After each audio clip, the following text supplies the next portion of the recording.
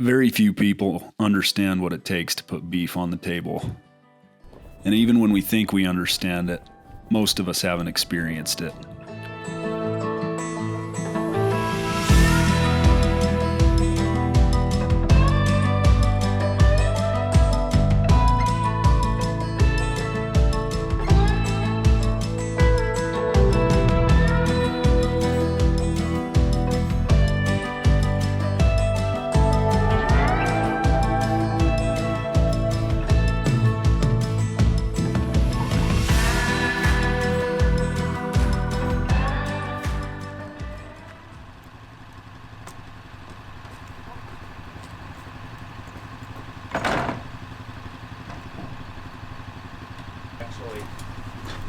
It's not that old, it's probably 70s actually.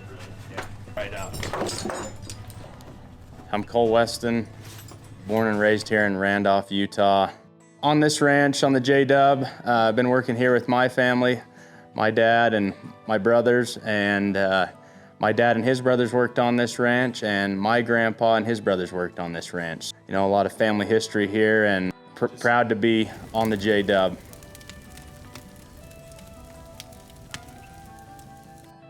Most people just pass through this place and don't even know it's here. But the Bear River Valley in northern Utah is home to some of the biggest cow-calf operations in the western states. Over the last several years, these people have become good friends, and they've given us the opportunity to join them on their busiest day of the year. Shipping day. Well, I think we got 280 so steers over here to Bear Lake on some lease ground. It's just some farm ground, alfalfa ground. It's had a little regrowth, so there's a little fall feed, and they're over here. It's time to go, so we're gonna go gather them up, split them off. Right now we have like 3 paydays. We got steer day, heifer day, and colt cow day. Those would be the paychecks that come in. And when do those happen? Today and tomorrow.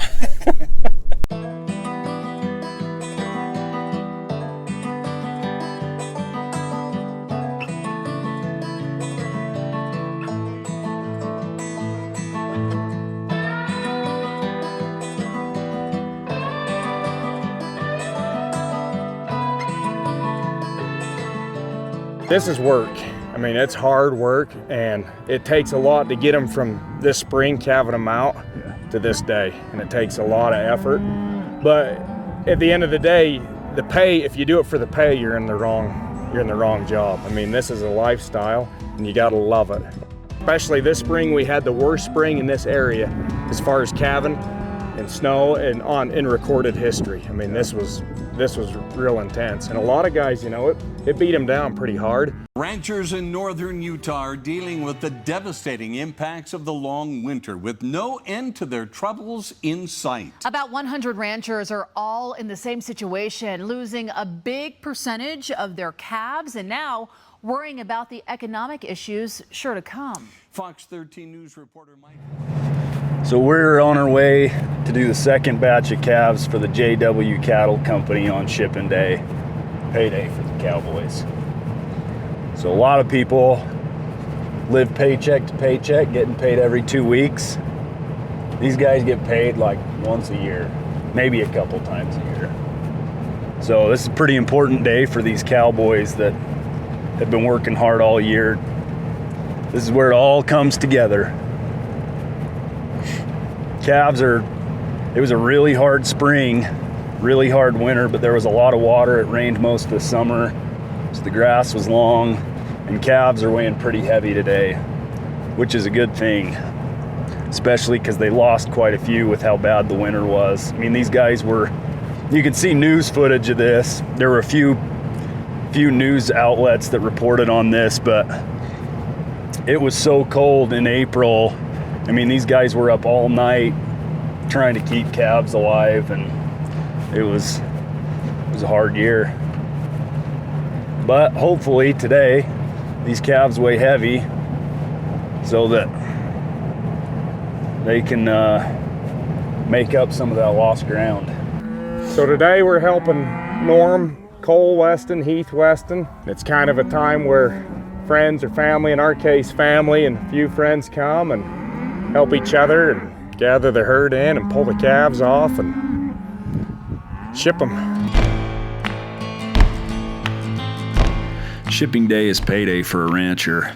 It's the culmination of getting a cow bred, keeping her healthy for 9 months until she has that calf, keeping that little calf alive through cold spring days and the heat of summer, and getting it to make that 500 to 600 pound weight where the livestock brokers pick them up and eventually send them to feedlots and yearling operations where they'll grow and eventually hit the packers and grocery stores and end up on your plate.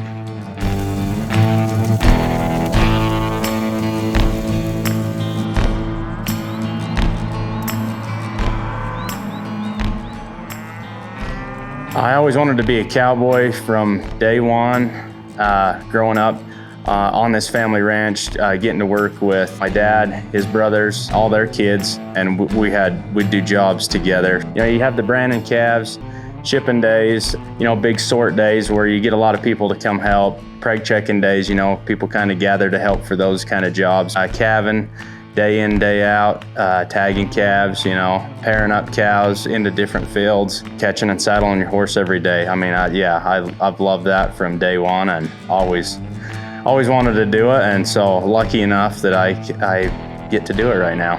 I guess the legacy that I would like to leave, along with those that have already been left, my grandpa left a legacy of, you know, having a ranch and having family on the ranch, and I feel like my dad has done that same thing, and I hope someday that I can do that too.